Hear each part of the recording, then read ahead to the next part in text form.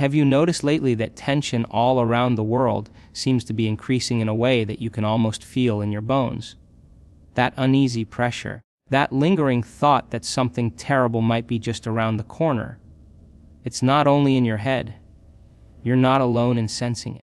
Despite the polished reassurances from world leaders promising us stability and calm, the reality is that things aren't getting better. In fact, in many ways, they're getting worse. Families struggle with the cost of housing, transportation has become a burden, and even the most basic need, food, is slipping out of reach for millions across the globe. And beyond the struggle of daily life, there is another threat rising, one that isn't interested in peace, prosperity, or coexistence. Instead, it thrives on conflict, instability, and fear. Do you remember where you were on September 11th? I was only 9 years old, riding in the car with my family, driving from Washington, D.C. to Virginia. I'll never forget the moment the news came through the radio, the shock in my parents' eyes as they realized airplanes had been deliberately crashed into buildings. The realization struck hard. We had barely left D.C. before one plane hit the Pentagon. At first, many wondered if it could have been an accident or some tragic malfunction. Few imagined that terrorists from halfway around the world had carefully planned and executed such destruction.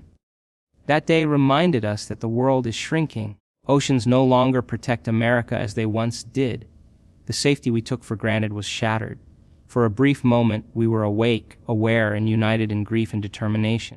The TSA was created almost immediately, changing how every traveler experienced the airport. Shoes came off, liquids were banned, body scanners became part of daily life. These steps were inconvenient, yes, but they reassured us, they reminded us that something was being done. Deep down, though, we knew the truth. Islamic terror was not just some faraway threat, it had become a part of our everyday reality. It was no longer across the sea, waiting on distant shores. It was here, hiding among us, waiting for the next opportunity to strike. And that reality meant America needed new strategies, new partners, and new wisdom. For decades, America hadn't fought covert battles on its own soil. Suddenly, the game had changed. The nation needed help, and there was one ally who had faced this type of enemy since its founding: Israel. From the very beginning, Israel has lived under the shadow of radical Islamic jihad. It has faced constant threats and yet endured. It has battled the same dark force that America had encountered on 9/11 and survived again and again. While America scrambled to adjust to this new reality, Israel stepped in to share what it had learned through decades of hard survival. Israeli intelligence on al-Qaeda became crucial to America's war strategy. The war on terror was underway. The United States launched invasions of Afghanistan and Iraq. The Taliban, who had sheltered Osama bin Laden and al-Qaeda, fell within months. Yet what followed was not swift victory but grueling years of IED's urban combat and falling support at home. The war in Afghanistan stretched on for 2 decades, only to end with a chaotic withdrawal that left a scar on American memory. It was a reminder that Western patience is short, but hatred on the other side can last for generations. Israel, however, does not have the luxury of retreat. For them, withdrawal is not an option. Every war is a war of survival. Every day is a test of vigilance. Weakness is exploited immediately. Surrounded by enemies, Hamas, Islamic Jihad, Iran, ISIS, al-Qaeda, Israel lives with the reality that every major city may host sleeper cells, every border may conceal tunnels, and every lull in conflict may be the calm before another storm. Out of necessity, Israel has honed its counter-terror expertise, and that knowledge has become vital not just for its survival but for the safety of the free world. Then came October 7th, 2023, a day that shattered the illusion of security once more. On that morning, most Israelis were celebrating Simchat Torah, one of the most joyous days on the Jewish calendar. But across the border in Gaza, years of plotting and preparation had come to a head. Israel's border wall is not an ordinary wall. Rising 20 feet high, lined with sensors, cameras, and radar, it plunges deep underground with reinforced concrete to detect and block tunnels. It stretches into the Mediterranean to prevent attacks by sea. Remote-controlled weapons stand guard. And yet, Hamas had been studying, waiting, and adapting. Disguised as workers, their operatives gathered intelligence, identifying weaknesses and exploiting every gap. On October 7th, they struck with devastating coordination. Steel pipes became rockets. Concrete became tunnels. Smuggling networks into Egypt supplied weapons, drones, even paragliders. More than 1,000 tunnels snaked beneath Gaza, forming arteries of war that Israeli restrictions could not choke off. The result was carnage. And while the outcome of this conflict remains uncertain, one truth is undeniable. The atrocities committed on October 7th were the worst the Jewish people had endured since the Holocaust. Unlike the Nazis, however, Hamas did not hide their crimes. They boasted. They broadcasted them to the world. Why? Because they understand the power of manipulation. Just as fabricated images of starving children in Gaza circulated worldwide, images cropped, staged, or doctored, so too did Hamas weaponize media.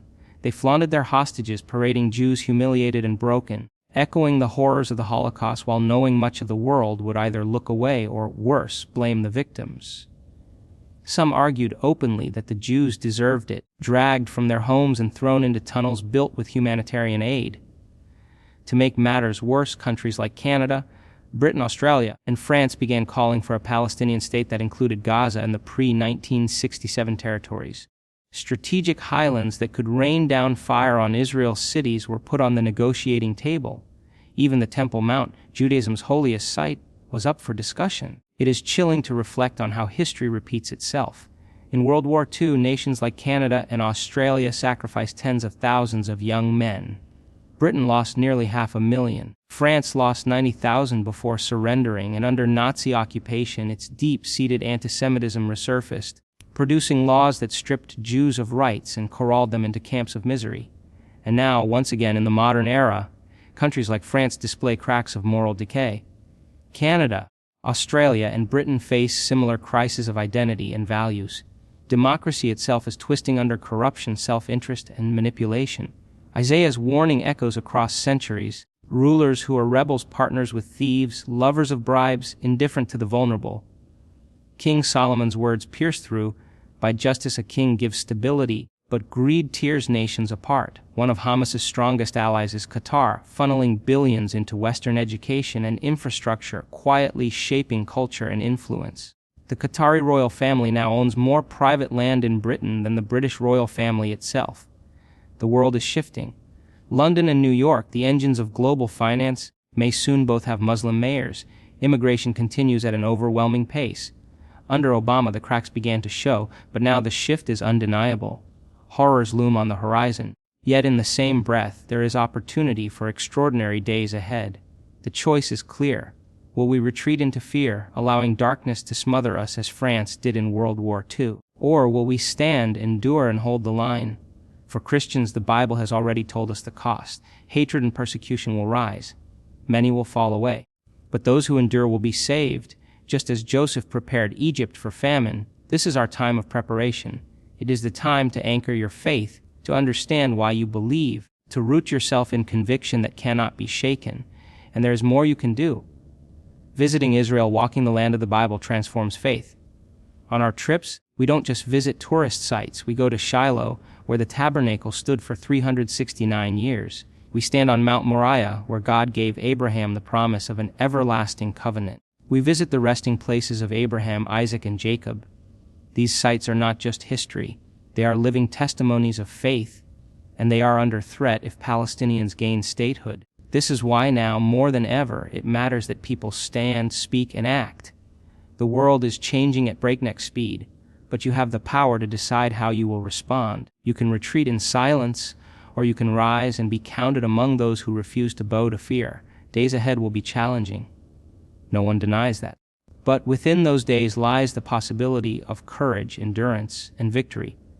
Thank you for listening, for caring, and for choosing not to ignore what is happening around us. If this message matters to you, if it stirs your heart, I encourage you to take a stand with us. Join us. Support this work. Details are in the description below, and your support makes it possible for us to continue speaking truth, preparing believers, and standing alongside Israel in these critical times.